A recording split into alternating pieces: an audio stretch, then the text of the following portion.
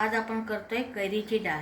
त्याला लागणारं साहित्य 4 ते 5 तास भिजवलेली चण्याची डाळ, चवीनुसार मीठ, 1.5-2 चमचे साखर, मोहरी, हळद, 5-6 मिरच्या, कैरी आणि कोथिंबीर। आणि फोडणीसाठी लागणारं साहित्य तेल, हिंग आणि मोहरी। कैरी, हिरवी मिरची, मीठ, साखर आणि चण्याची डाळ ह्याचं वाटण करून घेतलेलं आहे। पुन्हा बोल।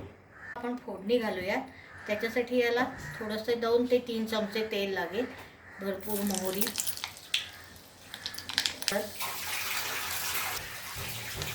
आणि हिंग। याला मध्ये डाळीला अळं करून घ्यायचं आणि त्याच्यात ती फोडणी ओतून त्याच्यावर लगेच झाकण ठेवायचं।